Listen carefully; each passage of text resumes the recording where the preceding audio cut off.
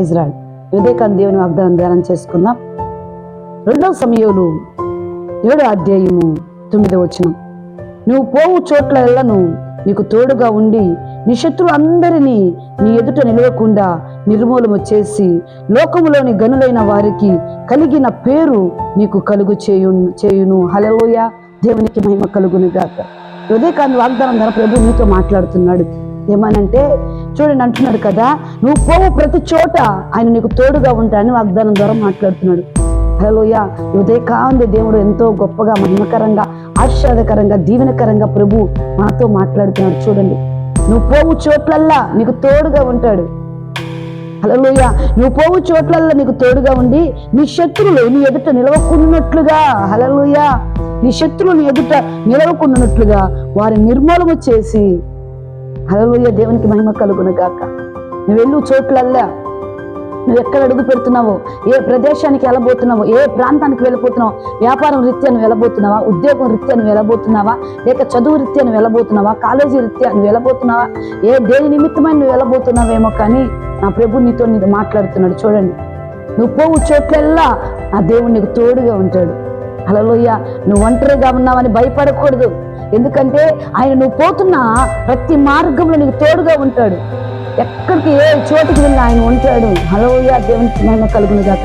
ఎందుకు అంటే అతడు నన్ను ప్రేమిస్తున్నాడు కనుక. చెప్తున్నది అంటాడు కదా, అతడు నేను పోవు చోట్ల అతను నేను తప్పిస్తాను, అతను నేను కాపాడుతాను, దీర్ఘాయువు చేతనే అతన్ని తృప్తిపరచదని అంటాడు. ఎందుకు ఆ తృప్తిపరిచేది, అతను తప్పించేది? ఎందుకంటే అతడు నా నామాన్ని ప్రేమిస్తున్నాడు గనుక, నన్ను ప్రేమిస్తున్నాడు గనుక. హల్లెలూయా. హల్లెలూయా. దేవునికి మహిమ కలుగును గాక. ఉదయకాల సమూయేలు గ్రంథం ద్వారా దేవుడు నీతో మాట్లాడుతున్న సహోదరి సహోదరుడా, నువ్వు పోవు చోట్ల నా ప్రభు నీకు తోడుగా ఉండును గాక. నీ శత్రువులు నీ ఎదురు ఉండకుండా నా ప్రభు నిర్మూలము చేయును గాక. ఏ శత్రు భయం చేత నువ్వు కృంగిపోతున్నావు, ఏ రుణబాధల చేత నువ్వు కృంగిపోతున్నావేమో, ఆ బాధలని ఆ శత్రువు నీకున్నాడేమో, అనారోగ్యమైన శత్రువు నీకున్నదేమో, లేక చుట్టుపక్కల వారందరూ కొన్ని శత్రువులుగా మార్చబడ్డారేమో. దేవునికి మహిమ కలుగునుగా. వారందరిని కూడా నా ప్రభు అంటున్నాడు, నీ ఎదుట నిలవకూడనట్లుగా. గిద్యోనుతో కూడా దేవుడు అదే మాట్లాడు. గిద్యోను, నువ్వు నేడు చూసిన వారు శత్రువులు, నేడు చూసిన వారు రేపు ఇటానికి నీ సమయం నీ ఎదుట ఉండరు. దేవునికి మహిమ కలుగును కాదు. దేవుడు నీ ఎదుట నుంచి శత్రువులను పారదోలుతానంటున్నాడు, నిర్మూలన చేస్తానంటున్నాడు. శత్రువు భయం చేత భయపడకండి.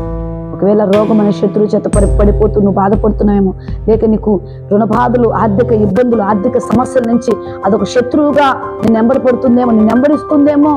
ఫైనాన్షియల్గా ఒకవేళ నువ్వు శత్రువు బాధతో నువ్వు భయపడుతున్నావేమో, ఆర్థిక ఇబ్బందులతో నువ్వు బాధపడుతున్నావే. నా ప్రభు వాగ్దానం ద్వారా నీతో మాట్లాడుతున్నాడు. ఏ సమస్యలు ఉన్నా నా ప్రభు నీ ఎదుటి నుంచి నిర్మూలన వచ్చేయును గాక. శత్రువు భయం నీ నుంచి తీసివేయును గాక. నీ ఎదుట ఏ శత్రువు నిలబడకుండా ఉండకుండా దేవుడు చేయును గాక. ఆమె దేవునికి మహిమ కలుగును గాక. అంటున్నాడు కదా, నువ్వు పోవు ప్రతి చోట, నువ్వు ఎక్కడికి వెళ్ళని వెళ్ళు. సహోదరి సహోదరుడు, ఈ వాక్యం ఎంతమంది అయితే వింటున్నారో, విశ్వసిస్తున్నారో, ఈ వాగ్దానం నీ పట్ల, నీ కుటుంబ పట్ల దేవుని నీరు ఫలింప చేయను గాక. నువ్వు పోవు చోట్లల్లా నా ప్రభు నీకు తోడుగా వచ్చును గాక. ఆయన చేపట్టుకుని నడిపించును గాక. చూడండి, గనులకు లోకములో కలిగిన పేరు నీకు కలుగు చేస్తాను వాగ్దానం చేస్తున్నాను. హల్లెలూయా. ఎంత గొప్ప మాటలు కదా. లోకములో కలిగిన గనులు, మనకంటే గొప్పవారు, వారికి కలిగిన పేరు నీకు ఇస్తాను వాగ్దానం ద్వారా మాట్లాడుతున్నాడు. నమ్ము, విశ్వసించు. హల్లెలూయా. ఏమి స్థితిలో నువ్వు ఉన్నావేమో కానీ నా ప్రభు అంటున్నాడు, లోకములో ఉన్న గనులకు కలిగిన పేరు నీకు ఇస్తాను వాగ్దానం చేస్తున్నాడు. వాగ్దానం నమ్ముతున్నావా? అయితే ఈ వాగ్దానం నీ పట్ల, నీ కుటుంబం పట్ల దేవుడు నెరవేర్చి ఆశీర్వాదకరంగా మార్చును గాక. ఆమేన్. Praise the lord.